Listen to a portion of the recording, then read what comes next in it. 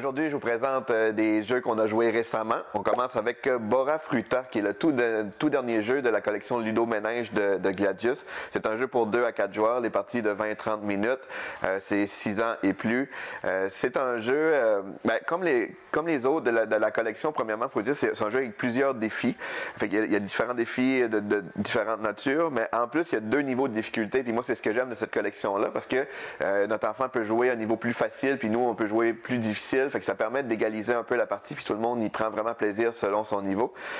Ici, pour Bora Fruta, le but du jeu, premièrement, ça va être de construire notre propre petit popsicle. Fait qu'on commence chacun avec un bâton, et on va falloir aller gagner des tickets selon les défis qu'on va venir dépenser dans différents endroits sur le plateau, qui va nous permettre de construire notre petit popsicle comme ça, en morceaux.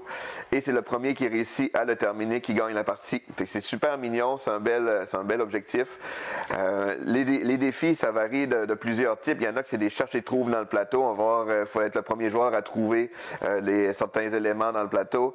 Il y en a que c'est un peu comme des sudoku qu'on remplit une partie de la grille selon le carton et qu'on essaie de compléter pour pas avoir de pareil dans une même ligne, une même colonne.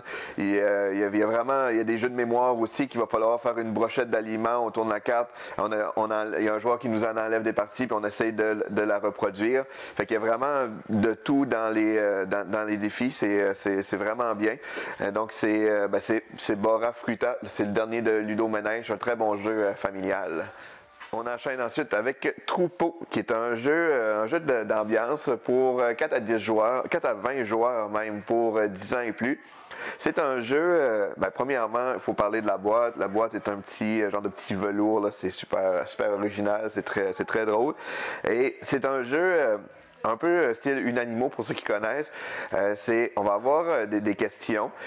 Comme ici, il faut nommer un pays froid. Fait que tous les joueurs sur leur calepin vont écrire un pays froid. Ensuite, tous les joueurs qui ont la même réponse vont pouvoir gagner un petit jeton qu'ils vont mettre de côté. Mais si dans le groupe, il y a une seule personne qui a répondu une réponse différente des autres joueurs, mais lui, il va gagner la vache. Et la vache nous empêche de gagner tout simplement à la fin de la partie. Fait que même à la fin de la partie, si c'est ce joueur-là qui a le plus de jetons, il ne peut pas gagner. Fait que c'est le prochain joueur qui va répondre une réponse complètement différente des autres joueurs qui va remporter la vache. Et on a vraiment aimé ça. Nous, on a joué plusieurs parties en famille.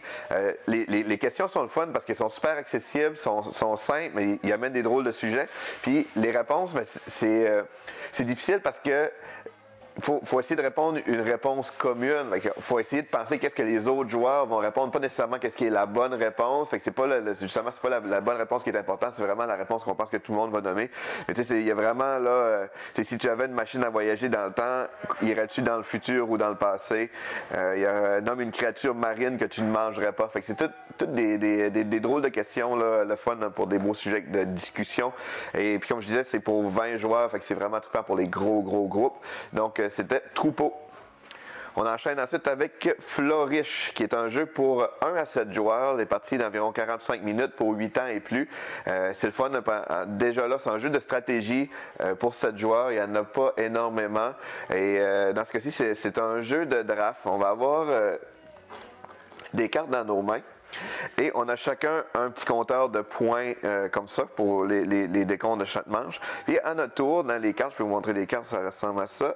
Il va falloir choisir une carte qu'on veut, tout le monde en même temps. Fait que c'est un jeu qui a peu de temps mort. Fait qu'on choisit tout le monde une carte qu'on veut garder pour nous, puis une carte qu'on veut donner à chacun de nos voisins.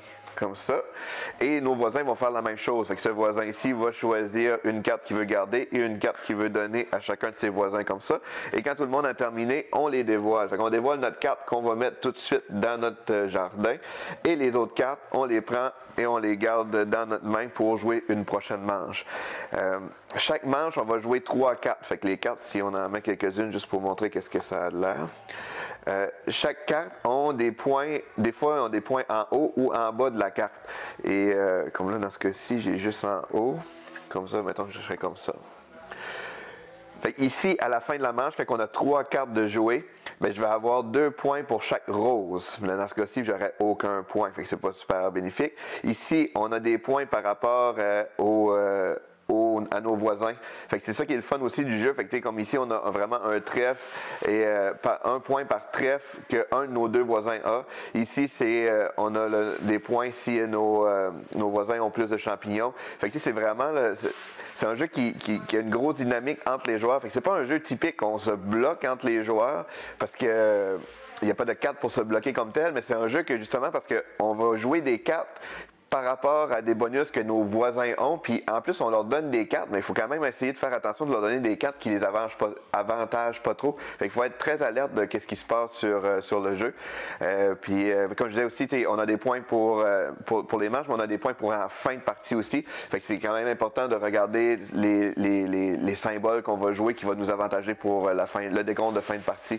Fait qu'on a trouvé ça vraiment le fun, c'est assez facile à prendre en main, il y a peu d'icônes, c'est vraiment la combinaison des cartes. Puis c'est le fait que tout le monde joue en même temps aussi, là, ça permet de jouer à un gros nombre de joueurs là, sans trop s'étaler sur longtemps. Donc c'est Flourish. L'île au jeu.